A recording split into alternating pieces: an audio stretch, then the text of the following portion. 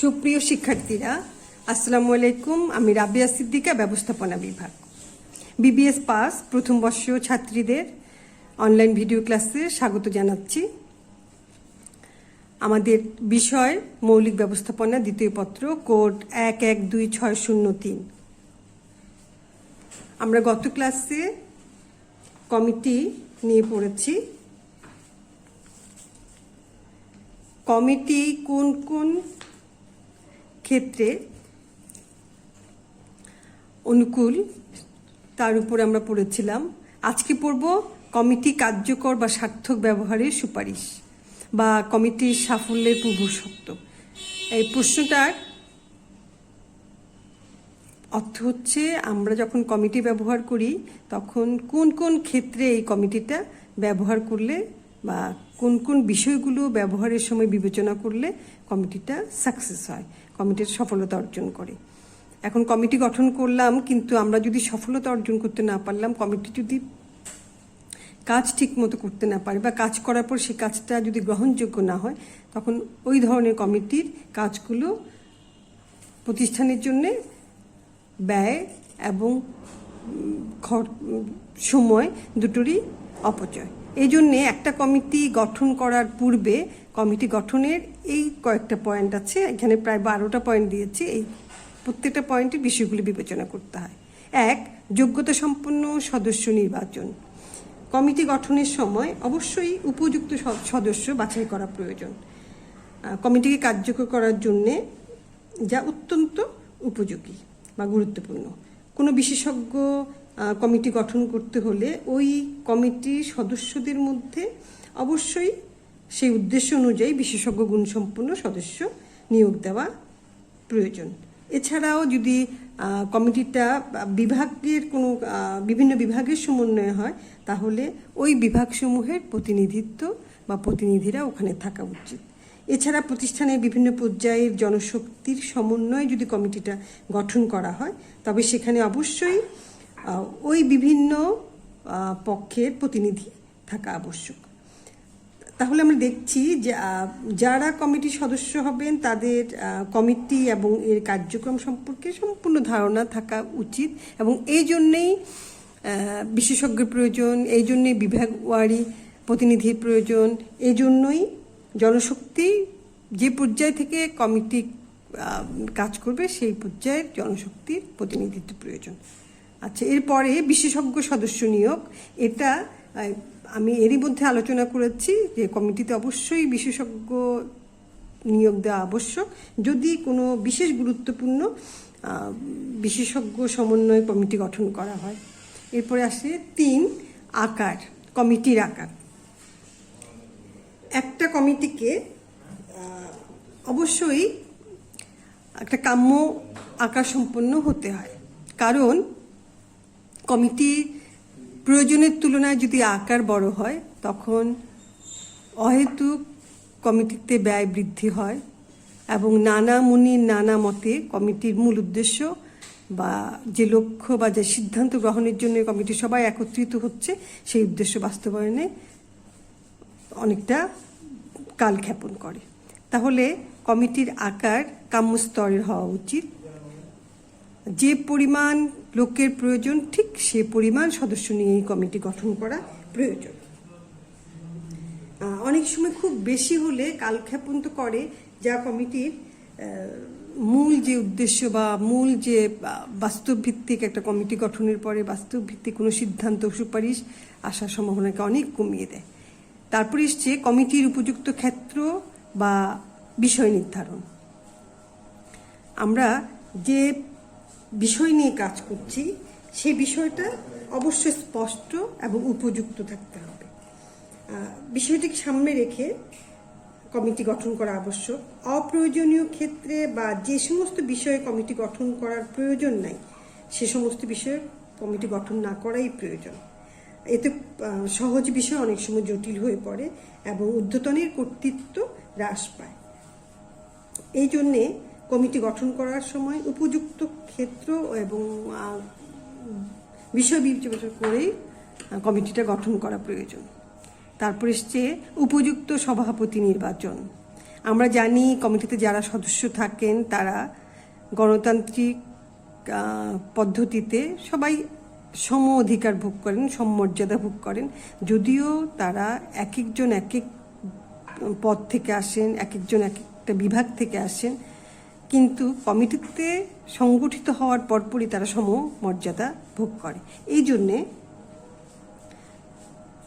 সদস্যদের বিচারে তারা যেহেতু সমান অধিকার ভোগ করে, তাই উপযুক্ত সভাপতি নির্বাচন করতে হয়, যেন সভাপতি সব সদস্যদের উপর একটা প্রভাব রাখতে পারেন এবং তিনি যে কোনো সিদ্ধান্ত বা মতে সবাইকে প্রভাবিত করতে পারে, তার কথায় যেন সবাই গুরুত্ব দেয়।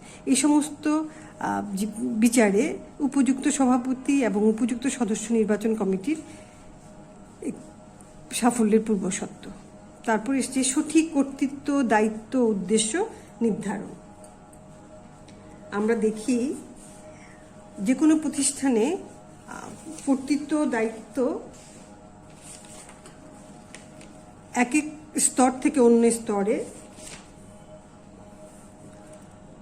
দেওয়া হয় এবং যখন কমিটি গঠন করা হয় প্রত্যেক দায়িত্বশীল সদস্যরা স্ব পদে দায়িত্ব কর্তৃত্বগুলো ভোগ করেন এবং তারা তাদের দায়িত্ব এবং কর্তৃত্ব অনুযায়ী কাজগুলো সুসম্পাদিত করেন।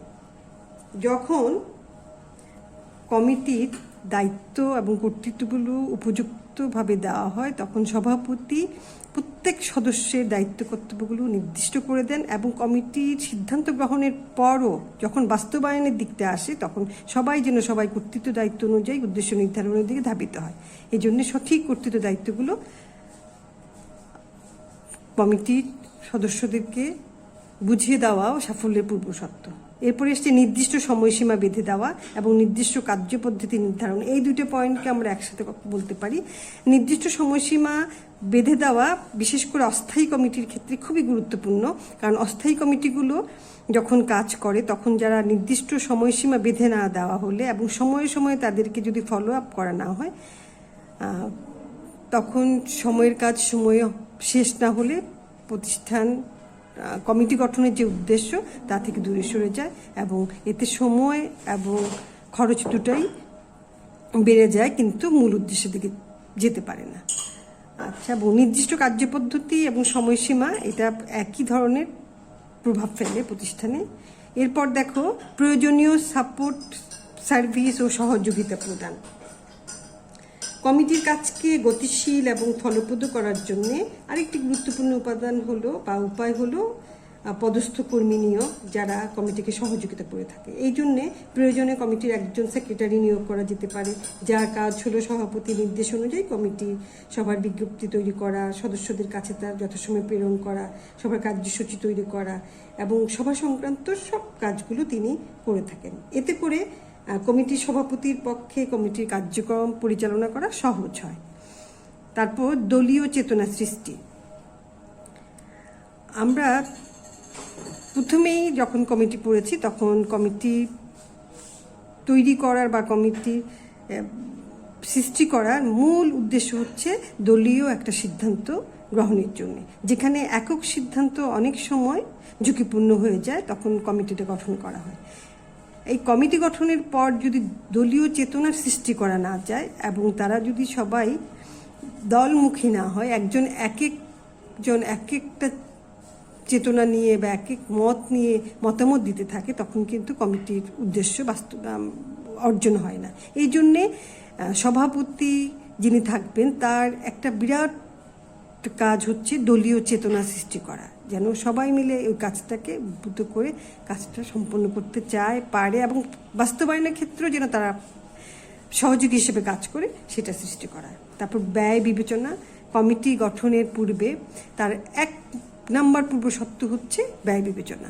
আমরা কমিটিকে আকার বড় করলে, অনেক সময় নিয়ে করলে এবং কার্যপদ্ধতিকে জটিল করলে প্রয়োজনীয় সাপোর্ট যতটুকু দরকার তার অনেক গুণ বেশি যদি সাপোর্ট বাড়িয়ে দিই, এগুলি প্রত্যেকটা জিনিস আমাদের ব্যয়কে বাড়িয়ে দেবে। তখন কমিটি বরং যতটুকু আমাদেরকে সহযোগিতা বা উপকার দিত বা যতটুকু কমিটির মাধ্যমে আমরা লাভবান হতাম তার উল্টোটা হয়ে যায়। এই জন্যে ব্যয় বিবেচনা করা কমিটি সাফল্যের পূর্বশর্ত। লাস্ট যেটা এসছে সেটা হচ্ছে ফলো আপ। আমরা কমিটি গঠন করব কেন? উদ্দেশ্য অর্জনের জন্য, উদ্দেশ্য অর্জনকে ত্বরান্বিত করার জন্য। এবং এর আগেও আমি বলেছি স্থায়ী একটা কমিটি এবং অস্থায়ী কমিটি, দু ধরনের কমিটির কার্যক্রম দু ধরনের হয়। অস্থায়ী কমিটির ক্ষেত্রে সময়ে সময়ে তাকে কমিটির কার্যক্রম ফলো আপ করার প্রয়োজন হয়, যেন তারা তাদের সিদ্ধান্তটা খুব দ্রুত বাস্তবায়ন করতে পারে। এবং একসময় দেখা যায় উদ্দেশ্য অর্জন বা যে সিদ্ধান্ত গ্রহণের জন্য কমিটি গঠন করা হয়, যদি ফলো আপ ঠিক মতো না করা যায়, সময় নির্দিষ্ট করে দেওয়ার পরও কমিটি তার সিদ্ধান্ত গ্রহণ করা বা সুপারিশ দেওয়া বা উপদেশ দেওয়ার ব্যাপারে অনেক পিছিয়ে থাকে, তখন মূল উদ্দেশ্য কাছাকাছি যাওয়া সম্ভব হয় না। এই জন্যে ফলো আপের প্রয়োজন। আর যদি সেটা স্থায়ী কমিটির ক্ষেত্রে হয়, তখন ঊর্ধ্বতনের পক্ষে কাজের খোঁজখবর নেওয়া, কাজের মূল্যায়ন করা এবং প্রয়োজনীয় পরামর্শ দেওয়াটা আবশ্যক। মাঝে মধ্যে এই জন্যে পর্যালোচনা বৈঠকও করা যেতে পারে। আমরা যে পয়েন্টগুলো পড়লাম, মোটামুটি 12টা পয়েন্ট পড়লাম, সেটা হচ্ছে কমিটি সাফল্যের পূর্বশর্ত, এবং প্রত্যেকটা পয়েন্টই আমাদের সাফল্যের জন্যে খুব গুরুত্বপূর্ণ। এবং কমিটিকে ফলপ্রসূ করতে হলে তার কার্যক্রম পরিচালনা বিভিন্ন দিকের উপর অবশ্যই যথাযথ গুরুত্ব দিতে হবে।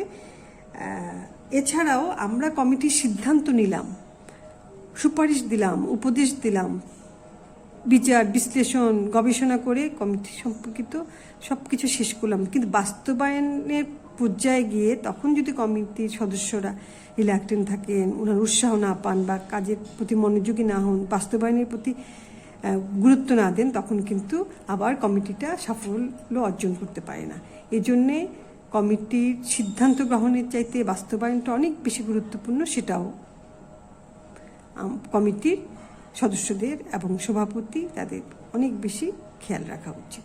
তাহলে আজকে এই প্রশ্নটা এখানেই আমি শেষ করছি।